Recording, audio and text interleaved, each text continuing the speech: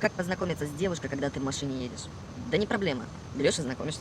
Да никак, если особенно едешь с бабой в красной машине. Смотри, смотри, какая классная! Где? Красавица, познакомимся. Что? А, ладно. Вай, красавица! Ой, вай, что-то много, вай, да? Давай, ладно, вай. Блядь, Девушка, ваша мужик, я не тебе. Девушка, у вас такая красивая машина. А вашей маме зять не нужен? Кто?